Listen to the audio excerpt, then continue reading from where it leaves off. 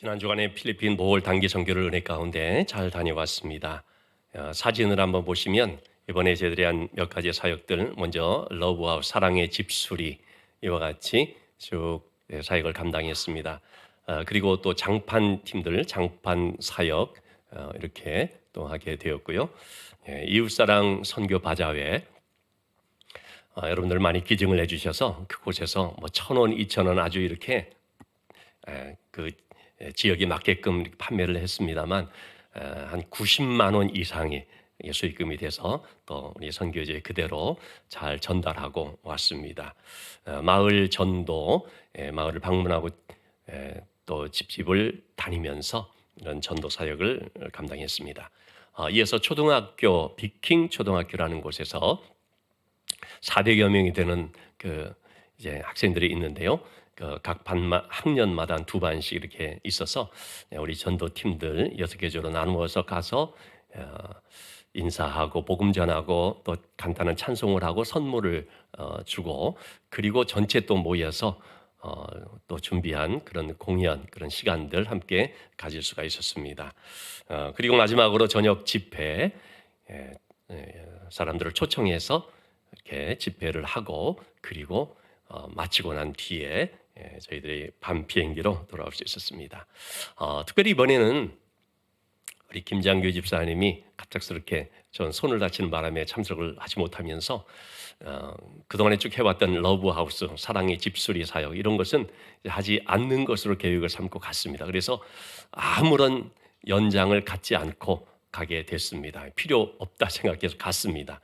그런데 첫날 장판 사역을 갔다 온 팀이 저한테 달려와서 사진을 보여주는데, 장판을 깔러 갔더니 도저히 이 집은 장판을 깔 수 없을 정도로 좀 낡고 부서져 있는 그런 상황이라는 것입니다. 이 사진을 보시는 것처럼 참 여러분, 이게 무슨 가축의 우리가 아니고 사람 사는 곳입니다. 부모가 있고 애가 4명 살고 그런 곳을 이거 그냥 지나갈 수 없지 않겠냐. 특히 우리 청년들이 저한테 강력하게 어필을 하더라고요. 손 봐줘야 않겠냐 이거죠.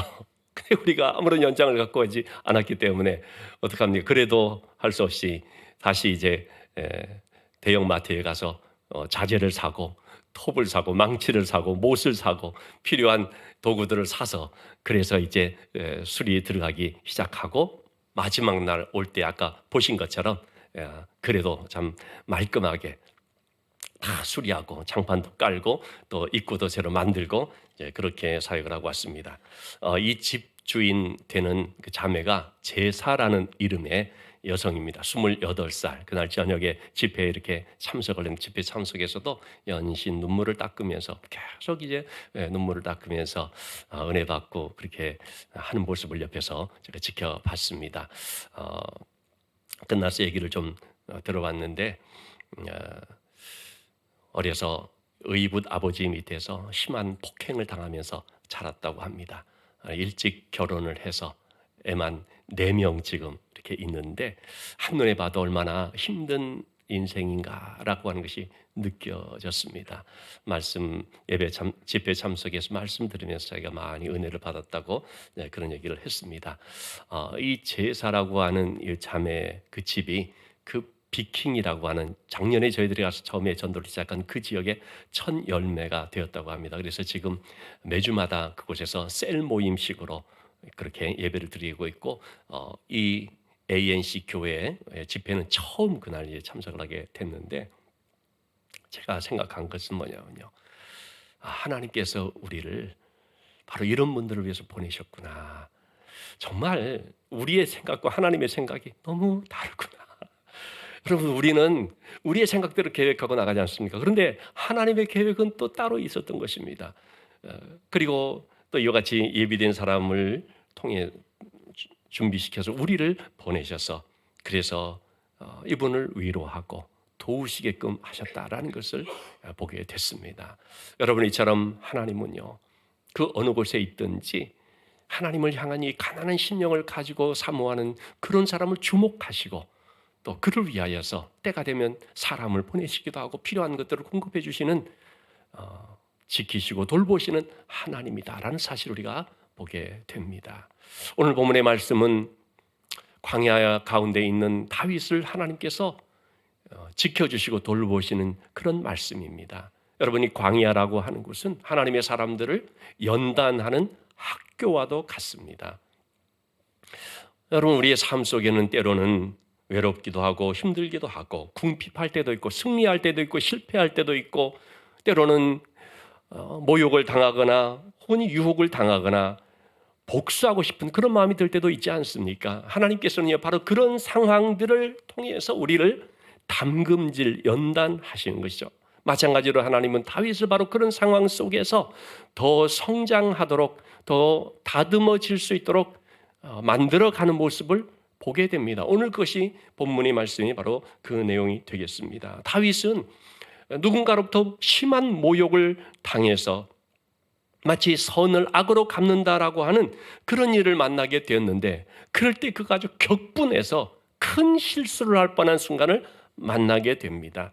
근데 하나님이 도우셔서 그것들을 막아주셔서 그래서 하나님의 손길을 다시 한번 경험을 하게 된 것이죠. 자, 2절 3절의 말씀을 보면은요, 나발이라고 하는 사람이 있었습니다. 큰 부자입니다. 양, 염소 엄청나죠. 그런데 그는 완고하고 행실이 악하다라고 말하고 있습니다. 그 심성, 성품이 어떠한 사람인가라는 것을 보여주는 것이죠. 목축업자에게 있어서 양털을 깎는 날은요, 정말 큰 축제의 날입니다. 온 동네가 마치 잔치하듯이 되는 그런 날입니다. 넉넉한 부자이기 때문에 그런 날은 특별히 음식을 많이 준비해서 주민들뿐만 아니라 가난한 사람들, 나그네들까지 접대하는, 은혜 베푸는 그런 날입니다. 나발의 집에서 양털을 깎는다는 소식을 듣게 되었을 때 다윗은 그동안의 나발의 양들을 도와준 일들이 많이 있었기 때문에 나발이 그 은혜를 알고 우리에게도 음식을 좀 제공해 줄 수 있겠다 생각이 되어서 자기의 전령들을 보내게 됩니다. 정중히 요청을 하면서 저희들에게 음식을 좀 주면 좋겠습니다 라고 얘기를 한 것이죠. 그런데 나발의 반응은 뜻밖이었습니다. 다윗이 보낸 그 사람들을 철저하게 무시하고 모욕을 주는데요. 10절 11절의 말씀에 다윗이 누구냐, 이새의 아들이 누구냐, 주인에게서 억지로 도망쳐 나온 종들이 있다고 하는데 바로 그런 사람 아니냐. 다윗이 지금 사울 왕에게 쫓겨다니거든요. 그런 것에 빗대가지고 주인을 도망쳐온 종, 하나의 불량배 같은 사람으로 취급을 해버리는 거죠. 다윗이 지금 쫓기는 신세라고 해서 막 함부로 대하면서 심한 모욕을 주게 된 것입니다. 그러자 다윗이 어떻겠습니까? 그 순간 격분을 하게 된 거죠. 그래서 13절의 말씀을 보니까요, 부하들에게 칼을 차게 해서 가서 이 나발의 그 집들을 그냥 싹 쓸어버려야겠다, 그런 마음을 갖게 한 것입니다. 그는 21절, 23절, 21절, 22절의 말씀처럼 이거는 악으로 선을 갚는 것이다. 내가 그동안에 얼마나 선을 베풀었는데 그 선을 몰라주는 정도가 아니고 오히려 악으로 갚는다는 거죠. 그래서 내가 이 나발의 집에 속한 남자는 한 사람도 남기지 않고 그냥 완전히 그냥 쓸어버리겠다. 그렇지 않으면 하나님이 다윗에게 벌을 내리시고 다 전멸시키겠다라는 그런 말이죠. 자, 그런데 여러분, 여기서 한번 우리가 짚고 넘어가야 될 것이 있겠습니다. 우리가 지금 사무엘상 25장을 봤습니다만 이 앞장 사무엘상 24장 한번 여러분들이 나중에 가서 읽어보시면 아시겠지만 다윗이 큰 어떤 경험을 한 일이 있었거든요. 다름이 아니라 자기를 죽이려고 쫓아다니는 이 사울 왕을 죽일 수 있는 기회가 있었는데 살려준 일이 있었습니다. 동굴에 혼자 있는, 잠들어 있는 그 사울 왕 옆에 있는 부하들이 칩시다, 사울을 죽입시다, 그렇게 말하는데 절대로 건들지 못하도록 하나님이 기름 부어 세운 왕을 우리가 건드는 것이 아니다. 그래가지고 사울을 살려보내거든요. 그런 사울, 나발보다도 더 악한 사람이 사울이라고 할 수가 있는데 그런 사울에 대해서는요, 용서하고 은혜를 베풀어준 것이 다윗이거든요. 또한 나중에 우리가 사무엘하 16장쯤 가보면은요, 다윗이 피난을 갈 때 시므이라고 하는 사람이요, 이 다윗을 향하여서 악담을 퍼붓습니다. 저주하면서 말하기를 피 흘린 자여, 사악한 자여, 가거라 가거라 돌을 던지면서. 여러분, 그때도 다윗이 어떤 반응을 보입니까? 옆에 있는 아비새 같은 신하들이 당장 저놈을 칩시다 막 그렇게 하는데, 놔둬라, 하나님께서 그렇게 말하도록 하시는 거니까 놔둬라. 그때도 다윗은요, 그런 저주를 퍼붓는 시므이에 대해서도 용서를 하고, 나중에 돌아와서 시므이가 막 무릎 꿇고 그럴 때도 용서해주고 그런 거거든요. 아니 여러분, 그런 다윗인데 지금 나발이라고 하는 사람이 별것 아닌 걸로 조금 화를 나게 했다 해가지고 완전히 그냥 쓸어버리겠다라고 이렇게 하는 것입니다. 사무엘상 24장의 다윗과 사무엘상 25장의 다윗, 똑같은 사람인데, 그런데 이 다윗의 그 어떤 태도가 너무 다른 것을 우리가 볼 수가 있죠. 그런 점에서 우리가 하나님의 은혜 안에 있을 때와 그렇지 않을 때 똑같은 사람이라도 어떻게 달라질 수 있느냐, 이 점을 한번 우리가 짚어볼 필요가 있다는 것입니다. 다윗이라고 하는 사람의 문제가 아니라, 이중성을 갖고 있다가 아니라 누구나 다 그러한 하나님의 은혜 안에 있을 때와 그렇지 못할 때에 그런 차이점이 있다라고 하는 것입니다. 앨런 레드패스라고 하는 영국의 전도자인 이분이 이런 얘기를 했습니다. 신자는 하나님의 은혜로 큰 유혹을 잘 감당해내고 대적의 맹렬한 공격을 굳건히 막아내고 나서도 작은 바늘에 찔린 상처에 어처구니 없이 넘어지기도 한다. 여러분, 성경뿐만 아니라 우리의 삶 속에서도 그런 것들을 경험할 수 있습니다. 엄청난 그 일은 승리했습니다. 큰 문제 앞에서는 기도하고 하나님을 의지하여서 하나님의 도우심을 경험했습니다. 그런데 작은 바늘 같은 것에 찔려 넘어지는 경우들이 얼마나 많은지. 큰 산 같은 사울은 감당하는데 그 조그마한 바늘 같은 나발의 그 말 한마디는 못 참아서 넘어질 뻔한 이런 모습. 이건 누구나 다 그럴 수가 있다라는 것입니다. 때문에 여러분, 우리는요 항상 주님을 바라봐야 됩니다. 주님의 은혜 안에 있어야 됩니다. 십자가의 그 은혜를 늘 붙잡아야 됩니다. 주님 안에 있다는 것이 무슨 뜻입니까? 말씀 안에 있는 것이고 깨어 기도하는 것이고요, 주님의 사랑 안에 머무는 것을 말합니다. 그렇지 않으면 우리는 어느 순간 은혜 안에 있지 못하면 내 본성이 나와버리고 내 성질대로 하다가 실패하고 말지요. 여러분, 광야라고 하는 것은 바로 이와 같은 우리를 연단시키는 것인데, 성숙한다라는 말, 성장한다, 성숙한다는 말이 뭐겠습니까? 은혜 안으로 더 깊이 들어가는 걸 말합니다. 여러분, 우리가 신앙생활하면서 성장하기를 원하고 성숙하기를 기도하고 하지 않습니까? 그게 다른 게 아닙니다. 하나님의 은혜 안으로 더 잠기는 걸 말합니다. 그래야 우리가 성품이 달라지고 인격이 달라지고 그런 거거든요.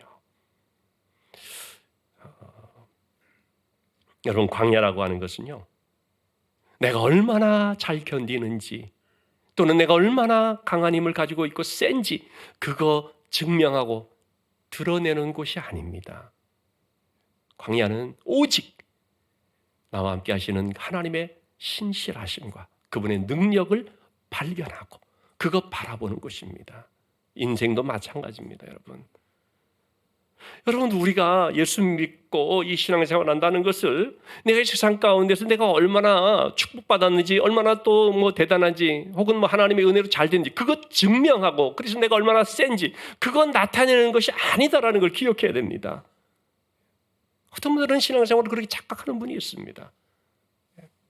내가 높아지고 내가 힘을 가지고 내가 영향력을 가지면 그게 마치 어떤 하나님의 영광을 나타내는 것처럼 천만의 말씀입니다.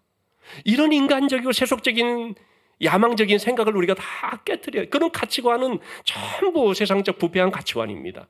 전혀 그런 건 상관없습니다. 우리의 스펙 아무 상관없습니다. 우리가 어떤 가운데 있든지 다만 하나님 의지하고 겸손히 하나님 바라보고 하나님의 신실하심을 믿고 의지하면서 그분의 도우심만을 기도하는 것. 이것이 우리의 인생. 다시 말하면 여러분, 우리 인생은요, 우리의 삶이라는 것은 뭘 증명하고 드러내는 것이 아니고요, 하나님과 동행하는 것입니다. 금년 한 해도 여러분, 우리가 복받는 삶을 살기를 원한다면, 그러면 날마다 하나님과 동행하면 됩니다. 거기에 평안이 있고 기쁨이 있고 하나님의 은혜가 함께하는 것이고, 그래서 하나님의 우리를 쓰시는 역사가 나타나는 것이죠.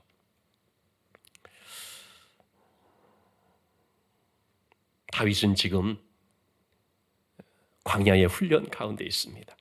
그런데 어느 순간 이 하나님의 은혜를 좀 놓쳐버리니까 분별력을 잃어버리고 그 작은 일에 격분을 해서 분노의 칼을 빼어들고 죽이러 가자고 나서게 되어져 버린 것이죠.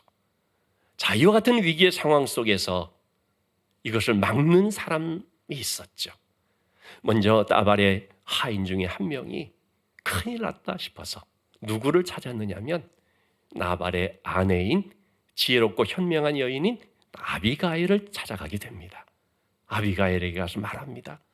14절에서 16절의 말씀. 다윗이 그 전령들을 우리 주인 나발에게 보냈는데 그만 우리 주인이 그들을 모욕했습니다. 근데 사실은 다윗과 그 일행들이 우리를 매우 선대해 줬는데 우리가 양을 치고 그럴 때에 우리가 이 당시에 많은 그런 양을 가진 사람들은 도적들의 표적이 되기 쉬웠었거든요. 근데 그렇게 도적들로부터 어려움 당하지 않도록 다윗이 우리의 담이 되어줬다. 이 말은 울타리가 되어줬다는 말이에요. 지켜줬다는 거죠. 그래서 우리가 이렇게 안전할 수가 있었고 양들이 잘 자랄 수가 있었고 그렇다는 것입니다. 그래서 이와 같은 상황을 말하고 난 뒤에 이제 17절 말씀, 두 가지의 중요한 사실을 얘기하는 것이죠. 그런데 다윗이 지금 칼을 빼들고 달려오는데 우리 주인과 주인의 온 집을 해하기로 결정하였습니다. 이거는 지금 실제 벌어진 상황이라는 거죠. 또 한 가지, 근데 우리 주인은 불량한 사람이라 그래서 더불어 말할 수가 없습니다. 의논할 대상이 못 됩니다. 말이 통하지 않습니다. 라고 얘기를 한 거죠. 그러자 이 말을 들은 아비가일이 어떻게 했습니까? 급히 음식을 준비하고 그리고 다윗을 향해서 나가게 됩니다. 한마디로 말해서 다윗의 그 길을 딱 막아 세우게 되는 거죠. 23절에서 24절 말씀입니다. 다윗을 만났을 때 그 앞에 엎드려 얼굴을 땅에 대고 발 앞에 엎드려 내 주여 라고 얘기를 하죠. 상대방을 높이고 자기를 낮추는 이 겸손의 태도가요, 진노를 막는 방패요, 또 분노를 누그러뜨리는 것이다 하는 것을 알 수가 있습니다. 다윗이 범죄할 뻔한 그것을 결국 막아주게 되는 것입니다. 그러면서 아비가일의 하는 그 말이 다윗으로 하여금 생각하게 하는, 상기시켜주는 그런 말들을 하게 됩니다. 먼저 하나님이 어떤 분인가라는 것을 다윗으로 하여금 상기시켜주는 말을 아비가일이 합니다. 26절 말씀에 다윗이 손으로 피를 흘려서 친히 보복하는 일을 할 뻔했는데 그건 하나님의 뜻이 아니거든요. 하나님은 사적 복수하지 말라고 했거든요. 역시 다윗도 그런 사람이었죠. 근데 지금 바로 그런 하나님의 뜻을 거슬러서 자기의 그런 감정 때문에 피를 흘리면서, 무고한 피를 흘리면서 사적인 복수를 하게 되는 이 일을 지금 하나님이 막으셨다라고 말하고 있습니다. 하나님이 나를 보내서 다윗으로 하여금 크게 실수할 뻔한 이 상황을 하나님이 지금 막으셨습니다. 그 말은 뭡니까? 하나님께서 지금 우리 가운데 있다는 말이죠. 하나님이 모든 것을 다 아실 뿐만 아니라 하나님께서 맡아 주관하신다는 것이죠. 그러므로 당신은 하나님을 바라봐야 되지 않겠습니까? 그거를 상기시켜주고 환기시켜주는 그런 말을 지금 하고 있는 것입니다. 두 번째로 아비가일이 다윗에게 하는 말은 28절의 말씀, 다윗이 어떤 사람인지 그의 정체성을 또 상기시켜주는 말입니다. 여러분, 다윗은 어떤 사람입니까? 하나님께서 차기 이스라엘의 왕으로 기름 부어 세우려는 사람이죠. 이미 기름 부었고 때가 되면 왕으로 세울 사람입니다. 다시 말하면 내 주를 위하여 든든한 집을 세우시리니, 하나님이 지금 다윗의 집을 세우시는데 다윗의 왕권을 지금 말하는 것이고, 당신은 왕이 될 사람입니다. 왜 다윗을 하나님이 택하셨습니까? 내 주께서 여호와의 싸움을 싸우심이라. 하나님이 두루 살펴보시는 가운데 하나님의 마음에 합한 사람을 찾았는데 그가 바로 다윗이었거든요. 무엇이 하나님의 마음에 합했겠습니까? 하나님의 싸움을 싸우는 자였기 때문에. 다윗은 하나님 편에 서서 하나님의 싸움을 싸우는 자죠. 근데 나발과 싸우는 게 하나님의 싸움입니까? 아니죠. 그것은 육적인 싸움이고 잘못된 싸움인 것입니다. 그걸 지금 아비가일이 일깨워주는 것입니다. 여러분, 우리는 우리 자신이 누군지 정체성을 늘 기억해야 됩니다. 여러분, 우리는 하나님의 사람입니다. 하나님의 사람인 우리의 싸움은 혈과 육에 대한 싸움이 아닙니다. 악한 영들과 우리 자신의 죄와의 싸움입니다. 때문에 우리는 사람과 싸우면 안 됩니다. 그건 다 하나님께 맡겨야 됩니다. 그리고 이제 30절, 31절 말씀에서 다윗이 지금 이렇게 괜히 사람을 죽이면서 무고한 피를 흘린다든지 보복한다든지 하게 되면 장차 왕으로 세워질 때, 다시 말하면 청문회로 딱 세워질 때 슬퍼하거나 마음에 걸리는 그런 일이 생겨버릴 수가 있는 거죠. 지금은 아무 생각 없이 그렇게 했을지라도 나중에 어떤 지위를 받게 되어서, 우리 지금 경험을 하지 않습니까? 고위공직을 맡게 되니까 청문회를 하게 되는데, 그 전까지는 몰랐는데 이분이 정말 교회 열심히 다니는 교회 권사님인 줄 알았더니 보니까 너무나 많은 그런 것들이 막 드러나가지고, 참 얼마나 안타까운 일이 벌어지는지. 다윗으로 하여금 슬퍼하거나 마음에 걸릴 일이 있으면 안 되지 않겠는가, 명예에 흠이 될 만한 그런 일을 해서는 안 되지 않겠는가라는 것을 깨닫게 해주는 것이죠. 여러분, 우리도 마찬가지입니다. 하나님 앞에 서게 됐을 때 슬퍼하거나 마음에 걸리게 될 만한, 흠이 될 만한 부끄러운 일이 있어서는 안 되는 것이겠죠. 아니, 그렇다고 해서 하나님 나라에서 청문회 한다는 뜻은 아닙니다. 우리가 사는 세상 속에서 신앙 양심이나 신앙 인격에 걸림이 되는 것은 하면은 안 되는 것이죠. 다윗에게만 해당되는 것이 아니죠.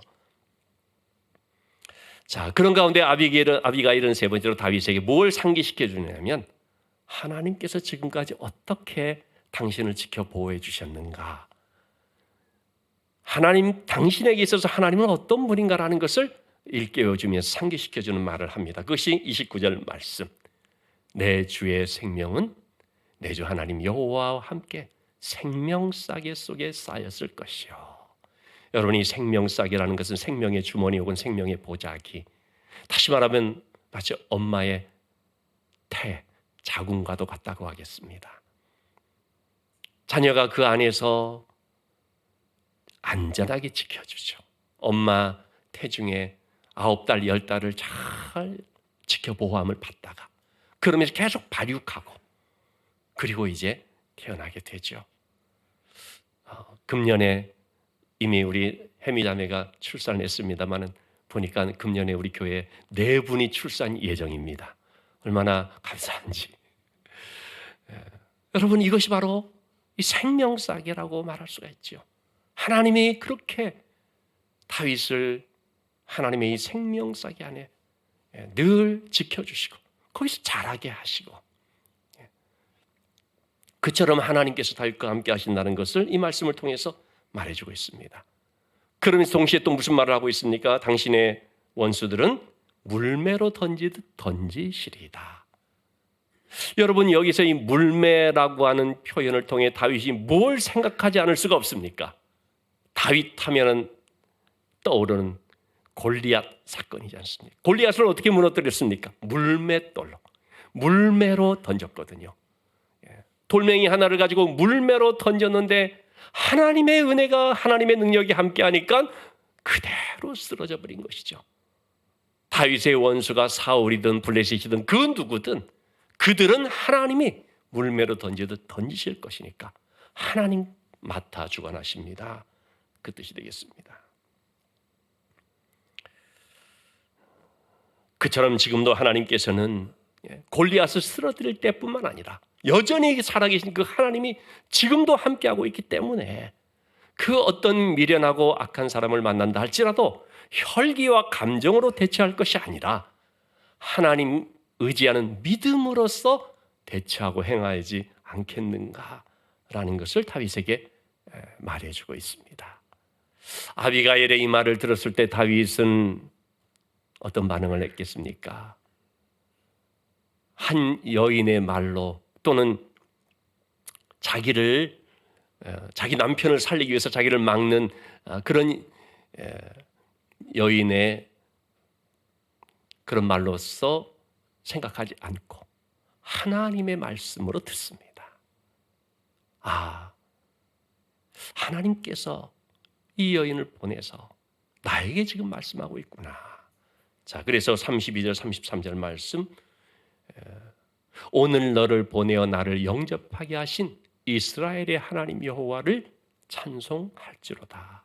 하나님이 하셨다라는 사실을 깨닫습니다.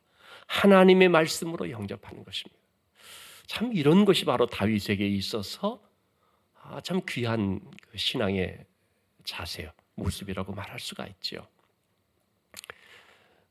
하나님께서 그를 보내신 이유는 무엇 때문이라는 것입니까?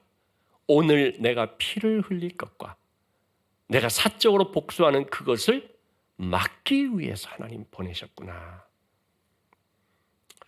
자신이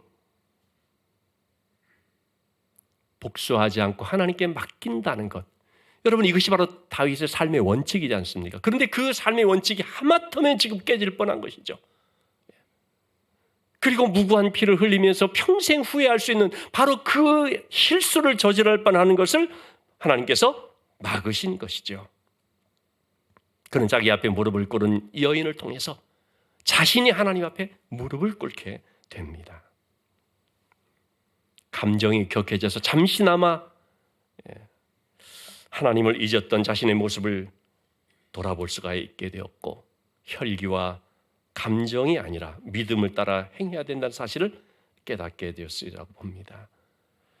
다윗은 때로는 유혹도 당하고 넘어질 때도 있었죠. 그렇지만 그때마다 자기의 죄를 깨닫고 돌이키는 사람이었습니다. 우리가 그런 점은 본받을 필요가 있다고 하겠습니다. 나발은 결국 열흘 후에 몸이 굳어서 죽고 맙니다. 하나님께서 심판하시고 치신 것이죠. 하나님은 다윗이 무고한 피를 흘림으로 잘못된 걸 막아주셨습니다. 다윗이 분노에 삼켜지지 않도록 막아주셨습니다. 막아주시는 것이 은혜입니다. 여러분이 막아주심의 은혜를 기억하시기 바랍니다. 내가 이렇게 하려고 했는데 하나님이 막으셨다 그럴 때 여러분, 그게 은혜입니다. 바울이 2차 전도 사역을 하면서 소아시아 내륙 쪽으로 들어가려고 막 애를 쓰지 않습니까? 그때마다 하나님 막으시거든요. 이 길로 가는데 막으시고 저 길로 가는데 막으시고, 성령께서 허락지 않으셨다, 또 하나님이 막으셨다는 표현을 쓰죠. 결국 어떻게 됐습니까? 방향을 틀어서 유럽 쪽으로 가죠. 하나님께서 그쪽으로 인도하시는 것을 깨달았죠. 막아주심이 은혜였습니다. 오늘 주보에 다시 일어섬이라는 책의 내용을 좀 소개했습니다. 미국 달라스 세미안 교회에서 있었던 일입니다.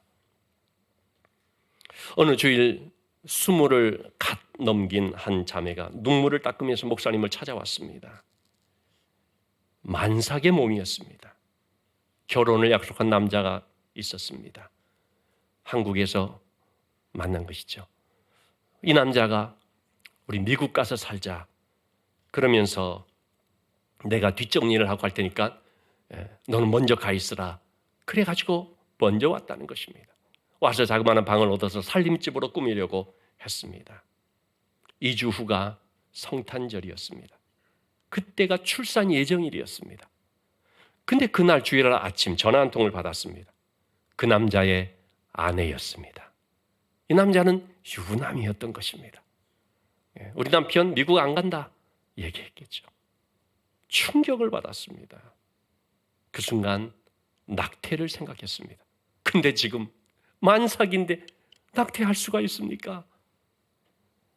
그러나 애를 낳고 미국에서 혈혈단신으로 살아갈 걸 생각하니 도저히 감당할 수가 없는 일이었습니다. 울다가 지친 20살 정도밖에 안 되는 이 자매가 마침내 자살을 결심하고 거리로 나섰습니다. 근데 그때 처음이자 마지막으로 교회 한번 가볼까? 그래서 왔다는 거죠. 맨 뒷자리에 앉았습니다. 설교 말씀을 듣습니다. 그날따라 설교 제목이 죽고 싶을 때 죽지 마라 라는 제목이었습니다. 죽을 힘이 있으면 그 힘으로 살라. 주님이 힘 주실 것이다. 그거는 이 자매의 귀에 너 죽지 마라. 내가 너 살려줄게. 내가 너 도와줄게 하는 주님의 음성으로 들려진 것이죠. 그래서 목사님을 만난 것입니다. 애를 낳았습니다. 그리고 지금은 그 아이와 함께 잘 살고 있다고 말하고 있습니다. 하나님께서는 그 여성의 잘못된 선택할 뻔한 것을 막아주셨습니다. 그의 목숨과 아이의 목숨까지 살려주셨습니다. 여러분, 이처럼 우리도요, 잘못된 선택을 할 뻔한 순간들이 있지 않습니까? 혹은 위험으로 가고 있는, 나는 모르고 아무 상황을 모르고 그냥 가고 있는데 하나님이 막아주시는 그런 일들을 경험한 때가 있을 것입니다. 저는 군대에서 제가 교육 담당이었기 때문에 교육 장교와 함께 우리 부대 안에 있는 시설을 살펴본다고 사격장, 그건 사용하지 않는 것 같아서 한번 살펴보러 간 적이 있습니다. 알고 봤더니 그날 멀리서 그 타겟을 향해서 사격하고 있는데요, 저와 그 장교는 가서 살펴보고 그러다가 발견한 거예요. 깜짝 놀랐습니다. 이 사격하는 사격 선수들이 연습하고 있었는데요, 아니 그러면 사전에 통보를 해주던가, 하마터면 이 사람들 조금만 빗나갔으면요 그냥 맞을 수도 있는 상황이었는데, 제가 그 사실을요 생각할 때마다 아찔한 거예요. 여러분, 하나님이 우리를 막아주시는 일들이 있습니다. 하나님의 생명싸기가 있습니다. 여러분, 하나님께서 우리를 죄와 사망 죽음으로부터 막아주시고 건져내신 생명싸기가 뭡니까? 십자가입니다. 우리가 십자가를 바라볼 때마다 하나님이 나를 이렇게 사랑하시고, 하나님 나를 지켜주시고, 하나님 나 살려주셨다, 이거 기억해야 되는 것입니다.